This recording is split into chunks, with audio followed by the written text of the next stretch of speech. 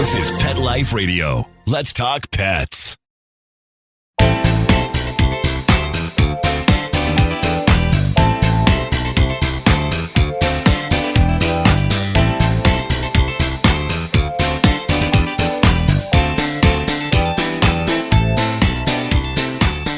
Welcome to Covered in Pet Hair, a boozy show for pet lovers on Pet Life Radio. I'm your host, Isabel Alvarez-Arrada, and today I have the pleasure of having a drink and a chat with a certified professional dog trainer that's going to help us navigate the evolution of canine culture. I will tell you all about her and introduce you as soon as we come back from these messages from our sponsors.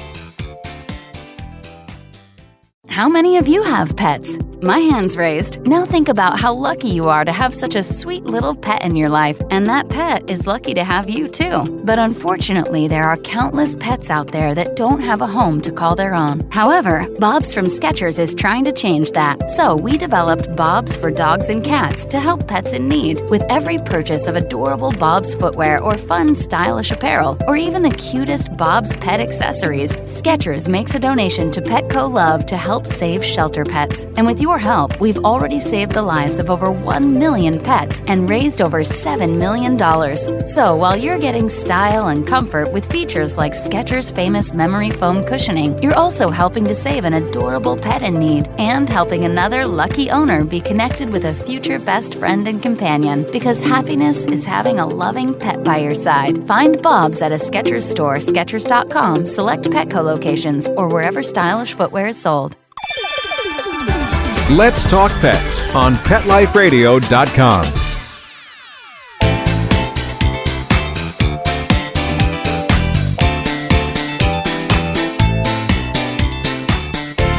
Welcome back to Covered in Pet Hair. I'm your host, Isabel Alvarez-Arrada, and today I have the pleasure of having a drink and a chat with a pet parent, a dog trainer, a behavior consultant. She's a researcher, an entrepreneur, an adventure seeker, a coffee lover, a tea drinker, and a world traveler.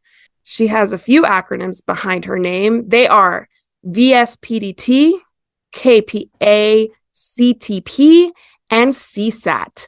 She was born in Caracas, Venezuela, immigrated to the U.S. in 1988, became an American by choice in 1993, and currently lives in Orlando, Florida. She's wife to Tom.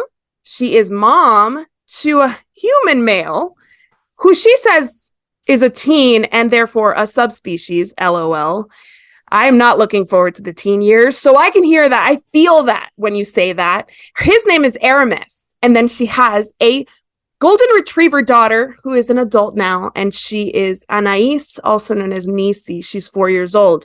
Her name is Lorena Leon Patti, and I cannot say it in English because some words just don't roll out off my tongue in English. So Lorena Leon Patti, for those who don't understand what I first said, but she is my guest today, and I'm thrilled to meet her finally in person after following her for so long. She is a wealth of knowledge. And welcome, Lorena. It's so good to have you on the show.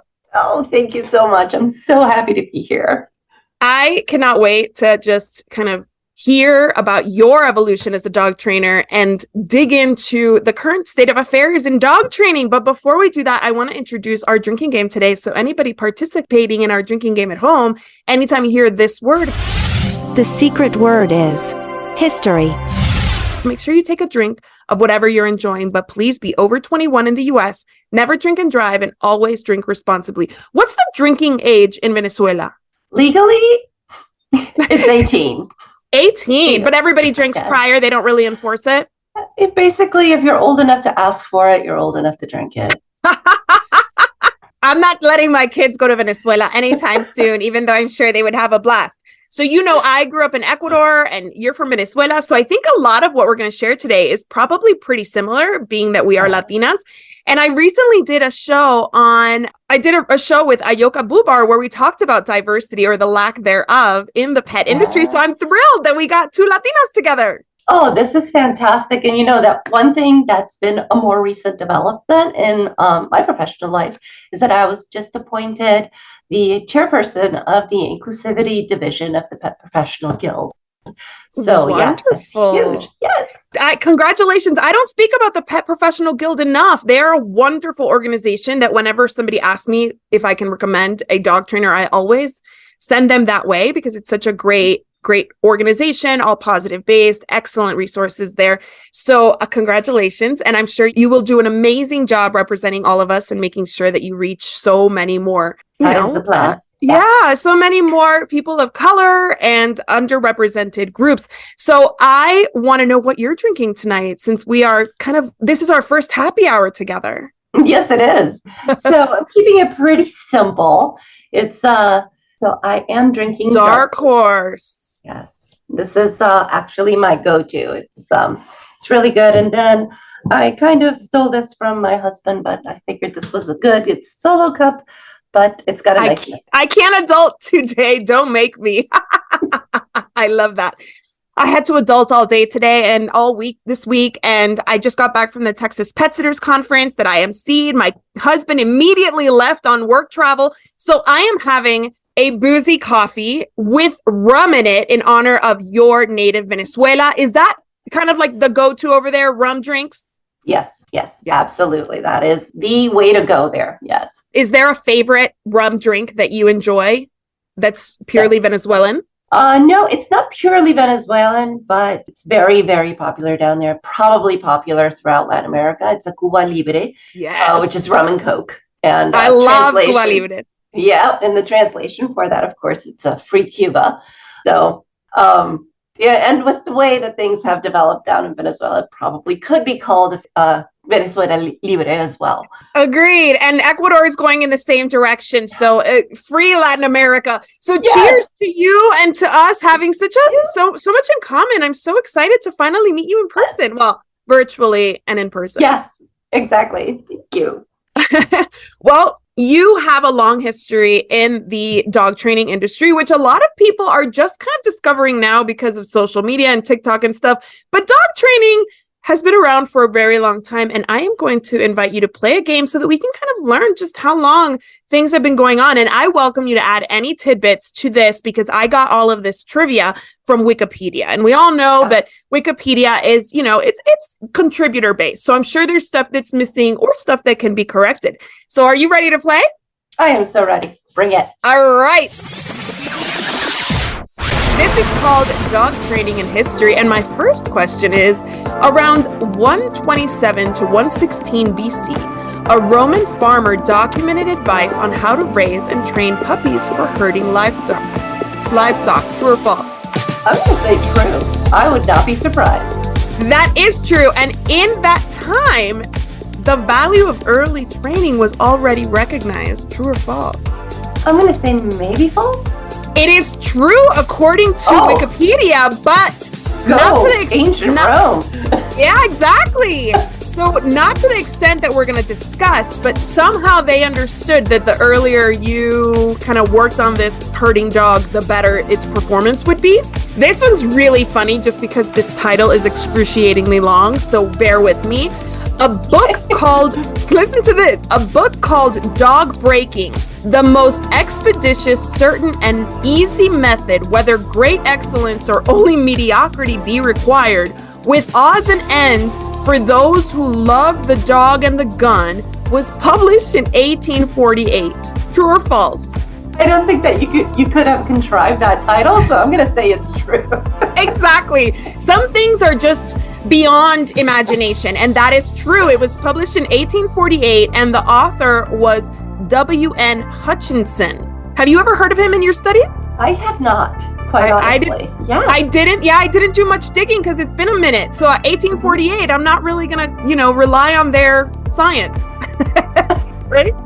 That's very true. But that also makes sense. I mean, that's where most breeds started to be selectively engineered, artificial genetic engineering when it comes to humans. And yes. So the 1850s, I think that was like a big heyday for that. And definitely gun dogs are a big thing in especially back then, as far as the British Isles, in the UK, what's today the UK. So I am also not surprised that something would come out pertaining to gun dogs.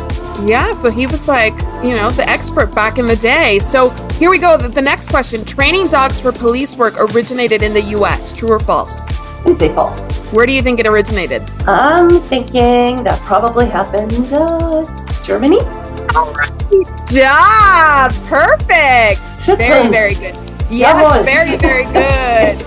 All right, the next question is, the American Kennel Club began obedience trials in 1935. True or false? I want to say it was earlier.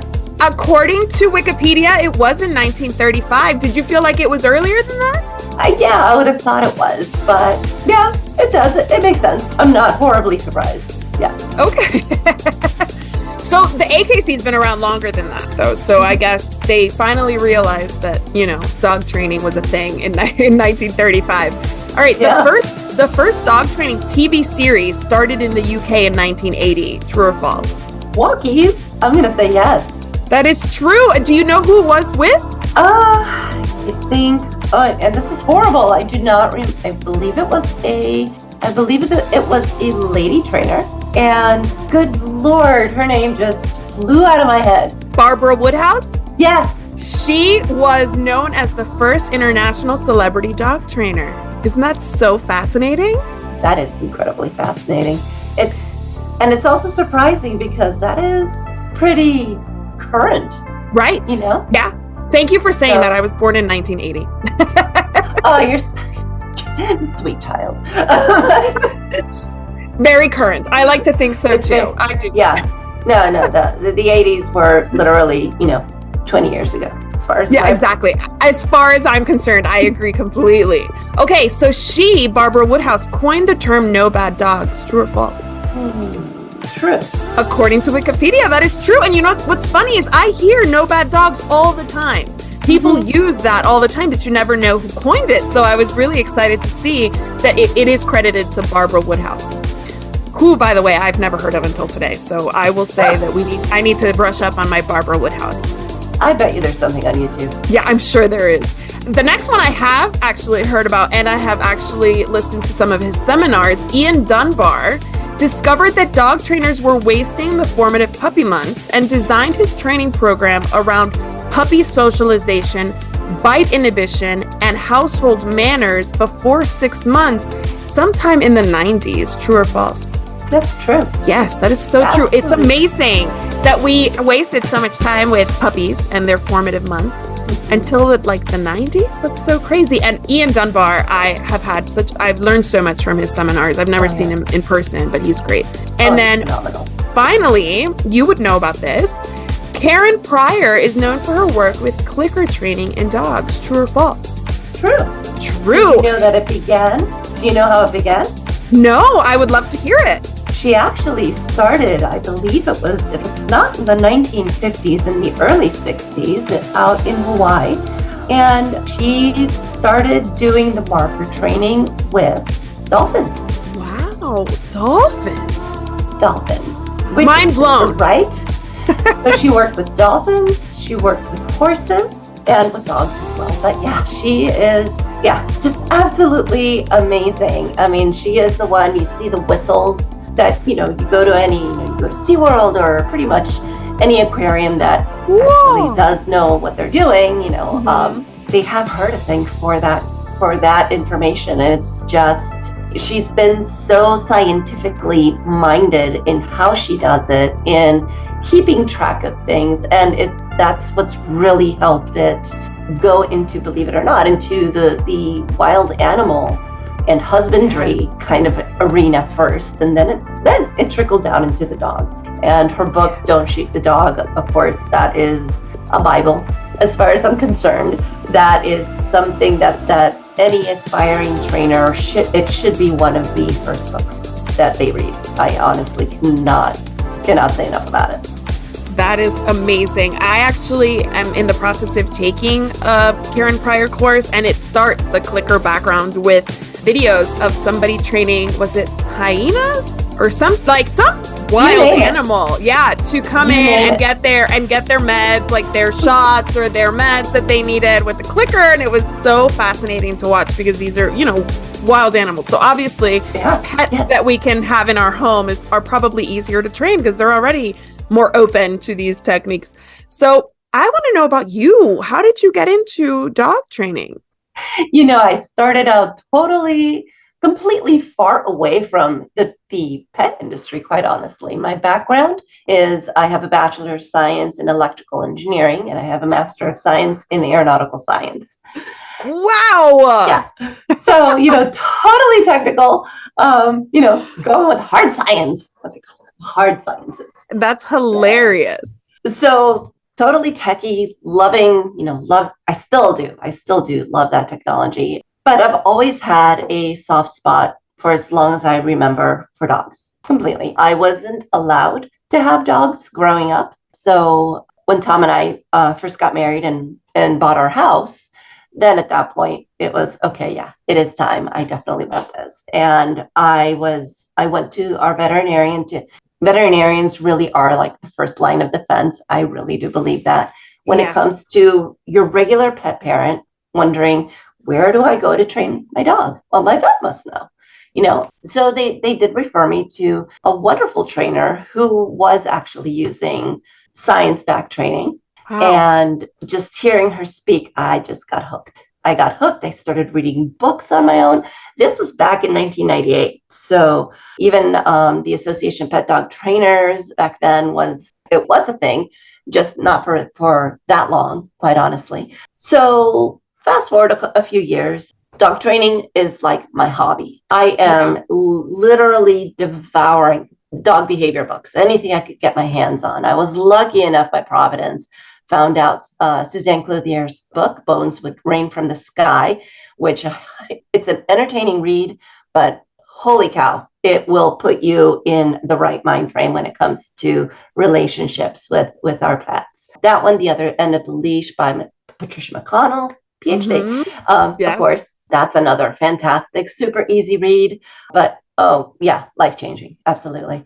And I started noticing that I'm becoming like the expert in dogs in my friend circle. They're coming to me with all sorts of questions and I'm loving it. I'm loving talking about them.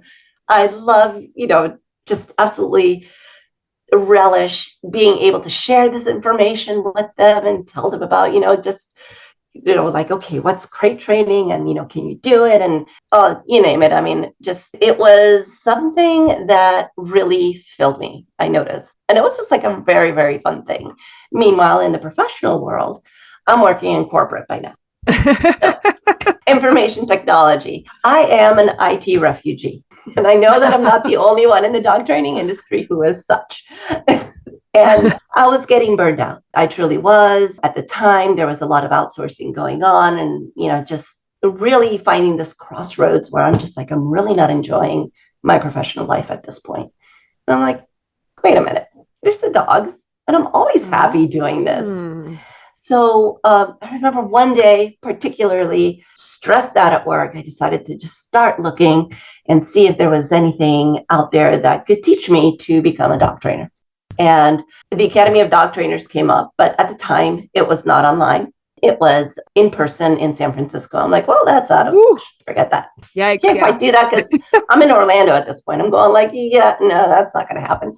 So I found Animal Behavior College, and this was back in 2003.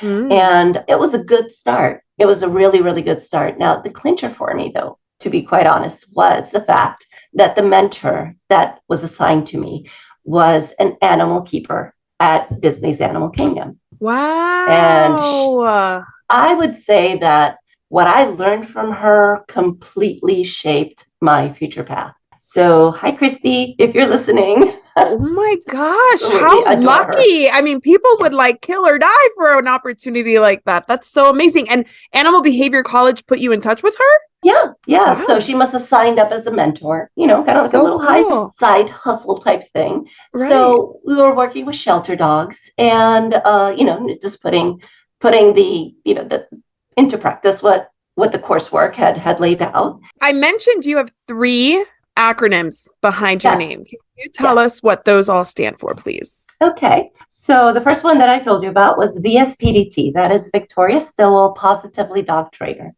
And we're a team that has been handpicked by Victoria. She obviously gets a lot of mail, a lot of, requests for help. And there's only one of her.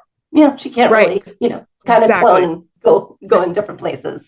Yes. So she decided to create VSPDT to gather trainers that she knew were using science, not just science-backed, but science-approved, evidence-based training approaches that focused on gentle, dog-friendly training. So that would avoid the use of anything that would be painful or intimidating or use any kind of bullying on dogs. Right. And of course, she's putting her name to it. So she's making darn well sure that the people that are representing her are in alignment with this. And it's just an amazing, amazing community of trainers. So that's one of them. It was a 6-month application process, quite honestly. I mean, really, really dove in deep. Then we flew out to Atlanta and we spent a whole weekend actually with her. And she wanted to see, all right, show me what you got. Right. And remember with me, we were at the Atlanta SPCA. She grabbed a little puppy and just handed the puppy over to me. She's, go on, let's see what you can do. And it was just like, she just wanted to see us doing what we were doing. Okay. So 2 things. I just want people to know that is not her course. That's separate. No, separate. You guys from the Victoria Stillwell Academy. Right. You all are selected to act as mentors many times to the people who are taking that course, right? Which I am. Actually, I am a faculty advisor. Yes. Yes. Okay. So I don't want people to think like, oh, she signed up for a course and got a certification. No, she was handpicked. No. This is completely different. Yes. This was a show me what you got. Exactly. This is so that she can work amongst the faculty, the trainers that train those people who sign up for the certification course. And also, I want to know, what did you teach the puppy? More than anything, it was just getting the puppy to first feel safe with me and to start to focus on me. And this little dude was just all over the place. I mean, he was just like somebody just wound him up. And he wasn't really responding to treats. So I'm like, tennis ball. Okay. So I started doing the tennis ball thing with him and started bouncing tennis ball. And that's what, I decided to, that's the first line of communication that we established with that particular little puppy. And so just started teaching him little things like, just like sitting and just being able to make eye contact, started doing that. And, I was very grateful that it was a tennis ball and not something a lot more obscure because I was under pressure at this point. Yes, especially with a dog that's in like a kennel or shelter environment who's already heightened, and now you're like competing with all that emotion. Oh my goodness. Okay, so the next one was KPA CTP. And that is the Karen Pryor Academy Certified Dog Trainer. Okay, you Certified Training Partner. Training Partner. Okay. Did you complete the professional course in order to get there? Okay. Yes. And that one is, I'll be honest with you, that was the amount of effort that I put into that course reminded me of grad school. Wow. So not only just because it was hard, I mean, don't get me wrong, I was loving this because it honestly it really, really took a nice deep dive into operant conditioning, really understanding how that really, really does work. And I would say, it took my training at least 10 notches. And that was to become a training partner. So that was a course specifically to attain that. Yes. Yeah. I mean, if you're going to be, and what does it mean to be a training partner? Is it just like a higher level of certification, or do you work on as well as like as a mentor and things like that? No, with that, it's just a higher level type of certification. It requires CEUs, continuing education units. Got it.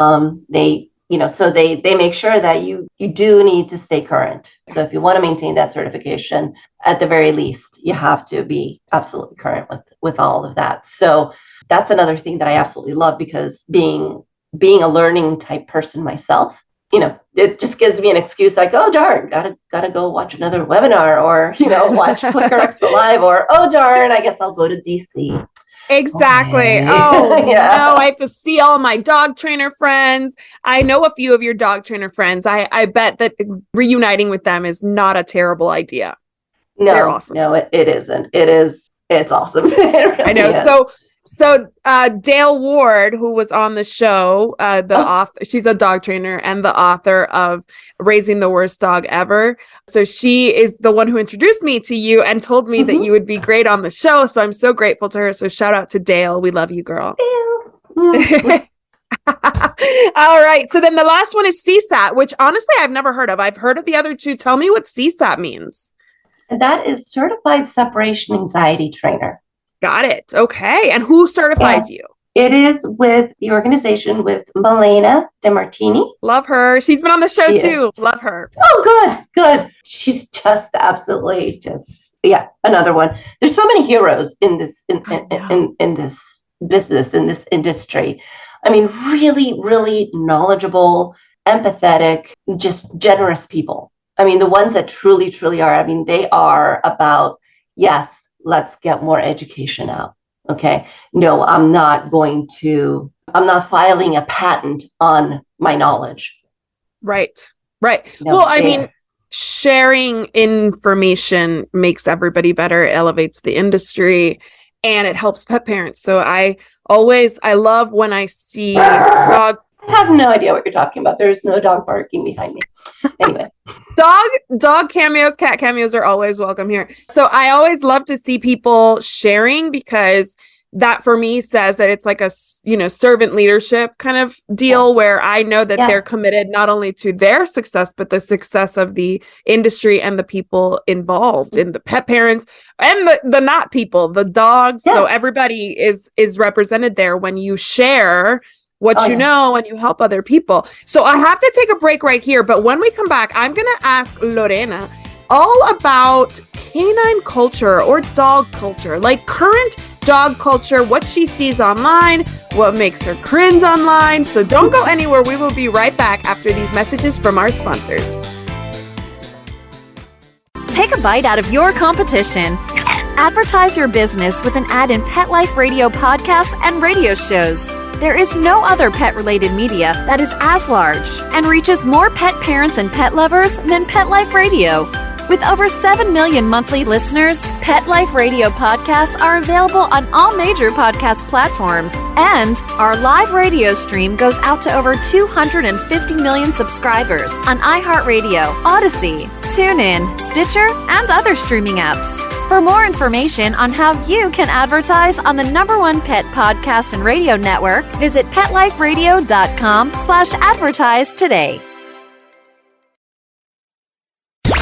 Let's talk pets. Let's talk pets On Pet Life Radio. Pet Life PetLifeRadio.com.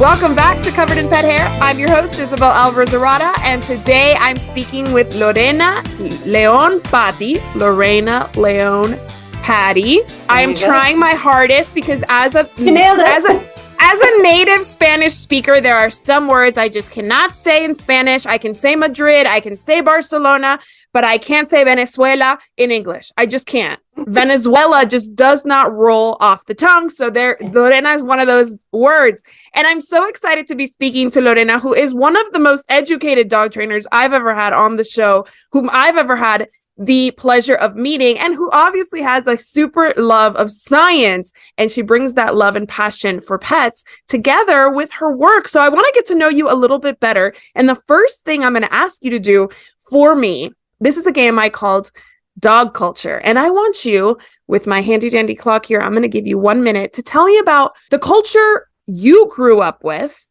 in terms of dogs, like how your culture viewed dogs in your upbringing. Are you ready to play? I am so ready to play. All right, here we go. 3, 2, 1. It's all yours. All right. So dogs, or perros in my case, in Venezuela, and I think really pretty much in all of Latin America, dogs are utilitarian for the most part, especially back in the 70s when I was growing up. That is what they were there for. Then in the 80s, you started seeing a little bit more of the smaller pets that would live in the house. But for the most part, dogs were there to guard the house. And you were not to interact with those dogs. You didn't want to because the dog was supposed to be mean. The dog's supposed to not make friends with people. We don't want to make him friends with people because he's supposed to chase people away. So that is the view back then of dogs. And I think that it's, I am done. You did it. Perfect. So awesome job. I would completely agree with you. I was born in Ecuador in 1980, and we lived in an apartment where we didn't have any, we had pets like birds and stuff, which are very common down there.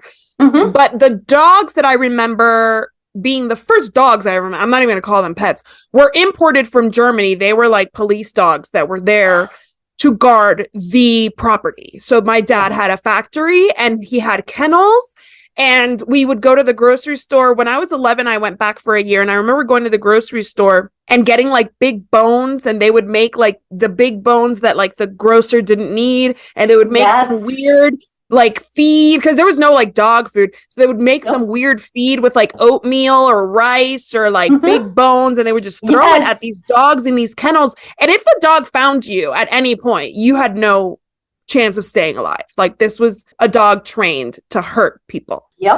Same impression. Until we moved to the US, we didn't really have a pet dog. Do you think that has changed now in 2023 in Latin America?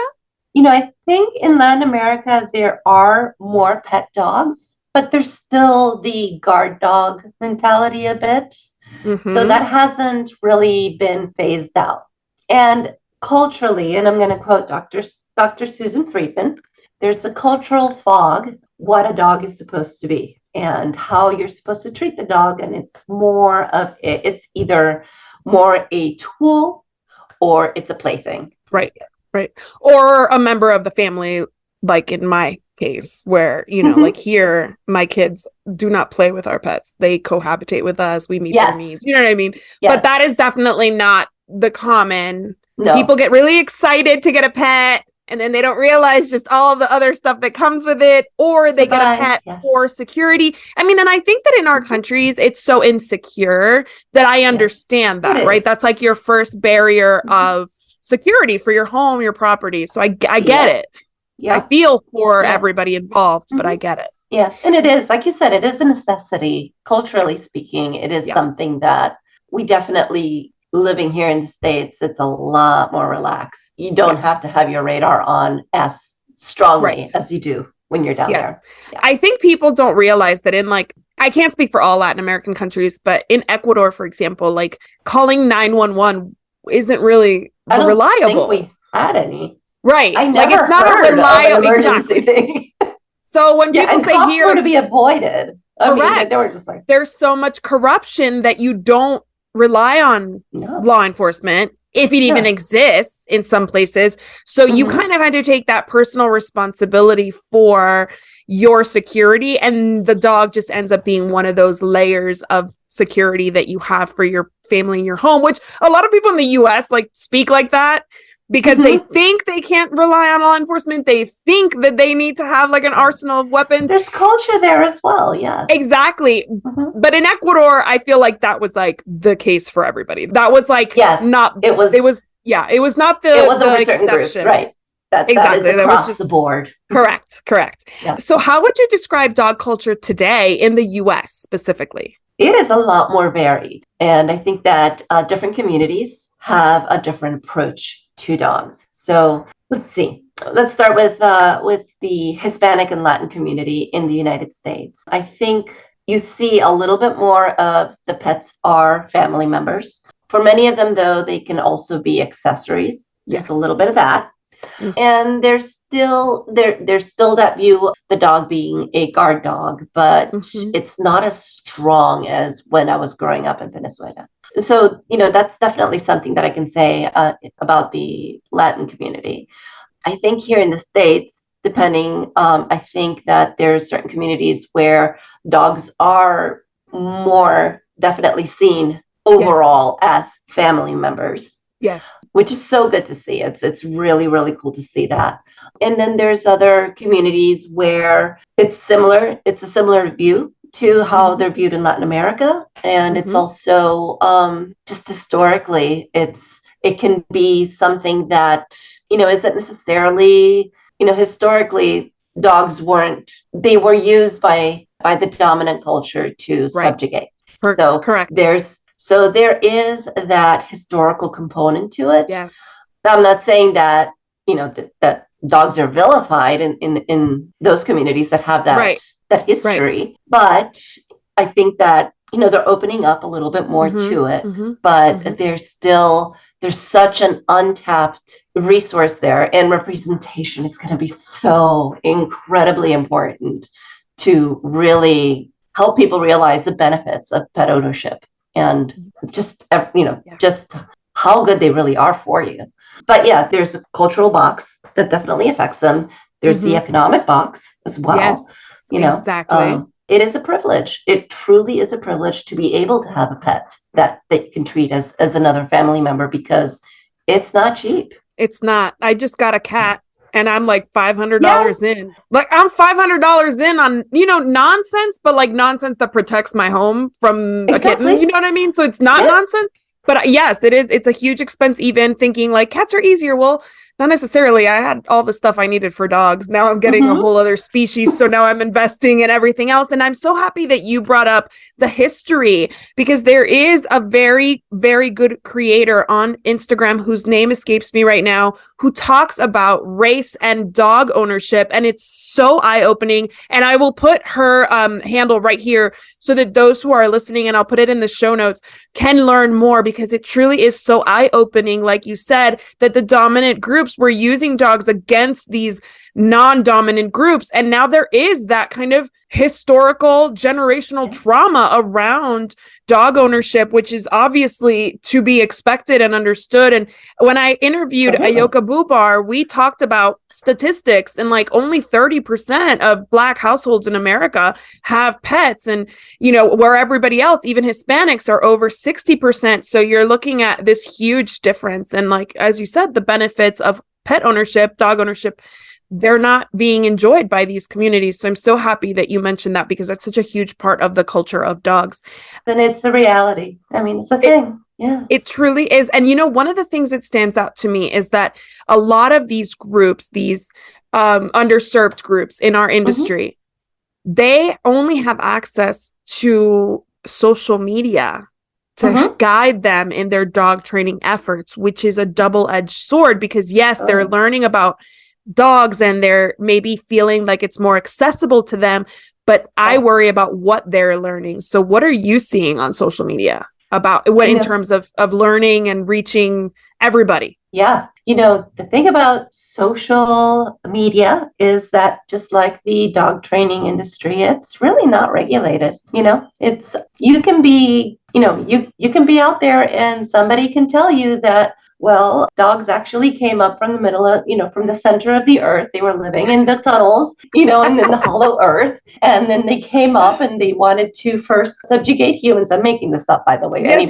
of course. Yeah. The same conspiracy theories that you hear that you're like, where did people come up with this? Exactly. And anybody can put that out there. And it's really a buyer beware type thing. You have to be so careful. It's not unlike, I'm sure that the medical profession, they're just like, oh my I hate Dr. Google. I hate Dr. Google. Why are you doing this? That people finally go in and it's like, oh my God, you should have been here, 6 months ago, a year ago. Yeah, well, I Googled it and it said, yeah, blah, blah, blah, blah. And you're just like, kill me now. Exactly. So it's the same thing. And that's the thing, is that not only is social media and the internet at large unregulated as far as that information. Yep. Hello. Hot dog. I love to see a dog. I love to see a dog. And you can tell I'm wearing shorts underneath here. So anyway. Hi, baby doll. She's so beautiful. She is. Oh my gosh. I'm sorry to have interrupted you, but when there's a dog, okay. So as you were saying, Social media is unregulated. Yes, agreed. And people can do whatever claims they want. Exactly. Now, then to add to that, the dog training, for dog trainers and even dog behavior consultants, that's also unregulated. At least here in the United States it is. Yes. And so anybody can call themselves a dog trainer or dog expert. And they even go as far as calling themselves behaviorists. There's no licensing that's required. Nobody's really keeping tabs. The FDA isn't making sure that things are on the up and up. So anybody can call themselves a dog trainer and anybody can put up anything that they want. And, the heartbreaking part of that is that there's a lot of advice currently that results in a dog whose behavior deteriorates. Correct. Following that advice. And that's what's worrying, because really at the crux of this is the welfare. We want the welfare of the dogs to be the best that it can be. And personally, and this is for me, and then also for, many of my colleagues, we kind of we hold ourselves to a bigger standard where we go and we get these certifications. Right. And some certifications that are not affiliated with any one course or anything like that. There's the Pet Professional Guild has the PPAB, which, that's one of them. And there's also the CCPDT. That's also another, independent credential type thing. But nobody has to. Right. It's just the type of person, right? Like I would never call myself a dog trainer and work one-on-one and in behavior modification without certain credentials. But there are people who are like, I'm fine. I'll do it. Yeah, I'll do it. Like, it's just a matter of, I've seen the shows. Honestly, I would love to believe that some of these dog trainers have read the books and seen the shows, but I feel like they just say, I love dogs and I'm going to change this behavior. And you're like, can you try on my kids first so I can tell you if you're on the right track or not? Because it's just like parenting. People think it's a lot easier than it really is. And I feel like they do I was one of those, trust me. You do damage along the way, but they don't even understand it well enough to understand where they can really fail. And like you said, affect the welfare of the animal. So I have two more questions for you because I could literally keep you here all day, but I'm not going to. So in terms of pet parents looking online and seeing these people claiming to be dog trainers, claiming to do all these things, showing videos of how they immediately change the dog's behavior, what would you call red flags? Like, so that they can spot these red flags and say, okay, I'm not going to follow this dog trainer. I would say that a big red flag is if they say that they can have this dog fixed in X amount of time. Anybody who's guaranteeing the results of a particular behavior, that right there should give you pause. That is no different than going to a therapist. Say that you have a phobia or you have some trauma, unresolved trauma, and they say, you know what, you come to me and in 2 weeks, it'll be like nothing ever happened. No therapist in their right mind who wants to keep their license would ever say something like that. Right. And it's really the same thing applies to dog training. Behavior is behavior across the board. It's constantly changing. It's constantly responding to things that are happening. I mean, you think about today, you might be a really relaxed person. Tomorrow, depending on what happens, you're going to be acting slightly different. That's what behavior is. So guarantees is something that immediately I would say definitely back away from. There are a couple of really, really good resources.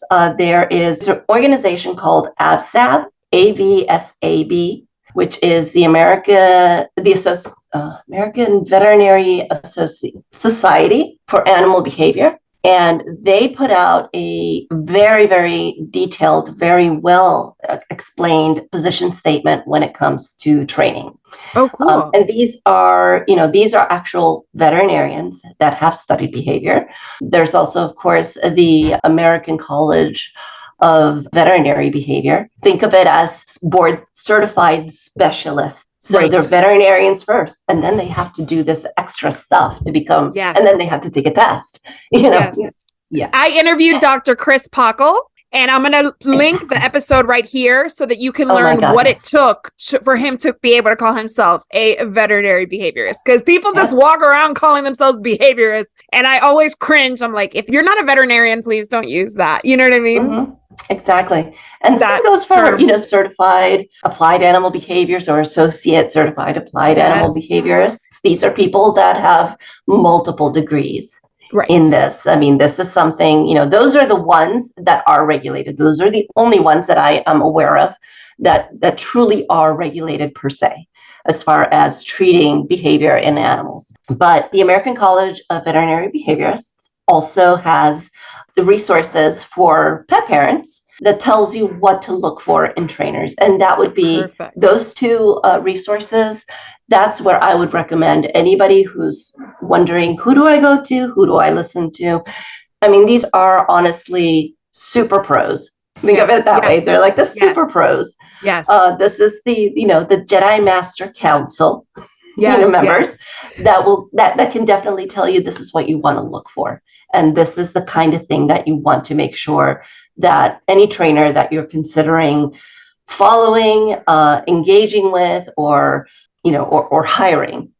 These are the things that you want to look for. Yes, please don't hire just anybody just because your neighbor said they were good. Like, you're going to spend so much money and you could actually hurt your dog or your relationship with your dog. It's really just, it's so discouraging sometimes when I think that people are just kind of jumping on a bandwagon, spending all this money and actually getting less than they had to begin with. So I hate to think that. Let me ask you how you feel about any dog trainer who's using the word like respect. Like, I make this dog respect me. Does that make any kind of alarm bells go off? That one normally would raise alarms as far as I'm concerned. There is a very old another cultural fog that's been set forever and ever, that dogs are always jockeying for dominance in the relationship. That's been disproven scientifically. It's been disproven. A lot of the origins of that was from a study. I believe the author was Schenk in Germany in the 1940s, where they took, of all things, they took unrelated wolves. And, at the time, obviously, they didn't have, RF tags. They could, the technology to really, truly follow them in their natural environment just was not available. The only thing that they had available at that time were captive wolves, put them in an enclosure together, and let's observe what happens. And unbeknownst to them, what they were really seeing was the wolf version of the Lord of the Flies. And so a lot of was behavior observed, yes. Right. But when compared to the observations, and this is what's wonderful about science, is that, it changes because they keep researching it. And when things are different, they're like, whoa, wait a minute. And then that's when they present something to other scientists, and the other scientists are like, all right, let me take a stab at it. I'll do exactly what you did. Let's see if I get the same results. Right. Hey, look at that. I think we're onto something. That is what science does. Right. It is by nature being skeptical of things and, not really giving things benefit of the doubt, like, oh yeah, maybe that's really the case. No, they're looking at like, okay, you know what? Experience and what multiple people have been doing, these are the conclusions that we are reaching. Right. And that might also change in the future. That's part of science. You have to be able to say, okay, yeah. But at the same time, it's also about making sure that, you do stick to the science at this time of what's been found at this point. Up until you prove the scientific method that things are different, stick with what has been researched. Right. We're closer to the truth now based on what we have. It's not, set in stone, but this is the closest we have. So let's go with that. So instead of obedience and respect, what is the goal in your mind of dog training?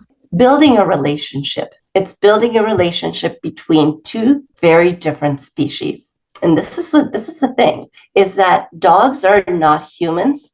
Right. They're not even primates. Okay. I mean, talk about like total different branches here from evolution. And just the fact that we were able to come together and be cooperative is a small miracle in itself. It's just amazing.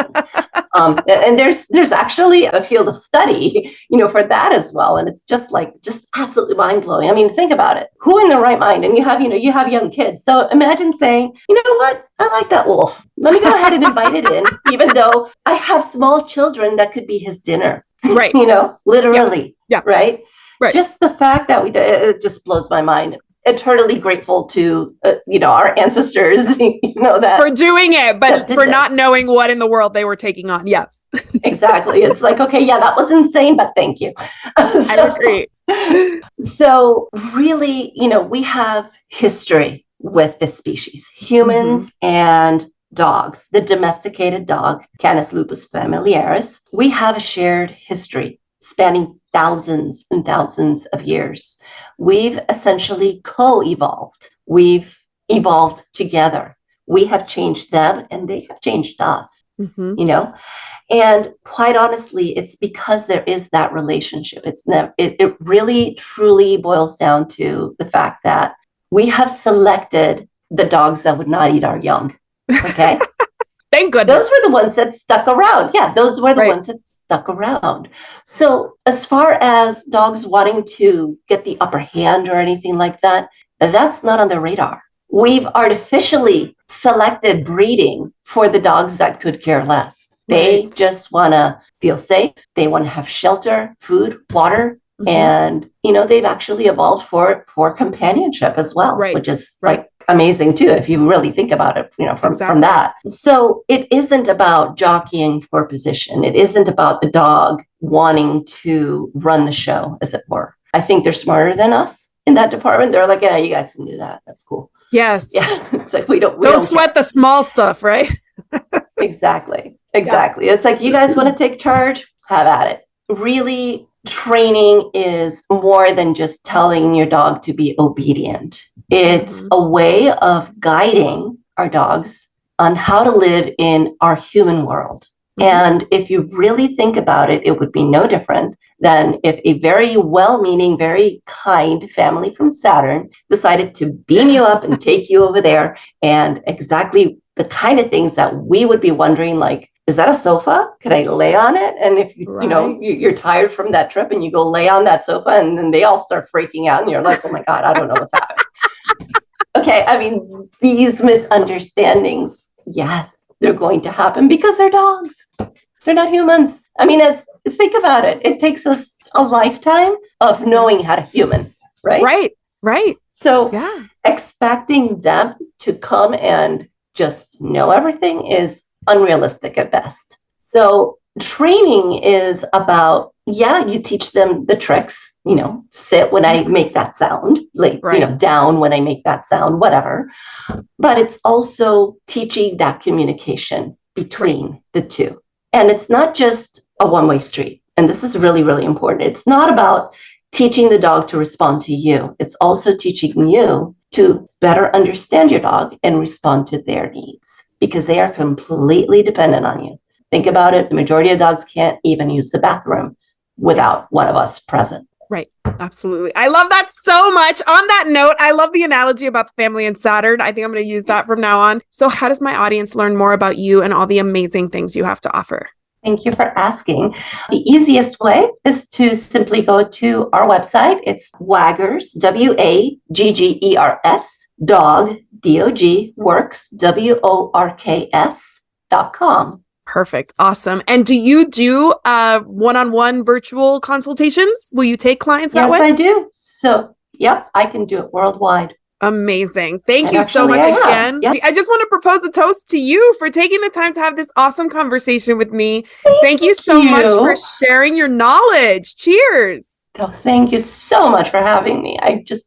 We got to do this again. We'll do it in Spanish next time. Oh my gosh, if you force me, I will do it. But I always say, like, these shows are so good. I really wish I could have the time to translate them, because I do feel like we're missing a whole world that could be benefiting from these conversations. I also want to propose a toast to my executive producer, Mark Winter. Thank you, Mark. And to our audience for joining us for these awesome conversations with these wonderful experts that I bring to you. I hand select my guests, and I am so happy that Lorena agreed to be here today. Here's to a life covered in pet hair, because there's no better way to live. Cheers. Cheers. To learn more about Covered in Pet Hair, please visit coveredinpethair.com or petliferadio.com. Thanks for watching, and I'll see you next time. Let's Talk Pets, every week on demand, only on PetLifeRadio.com.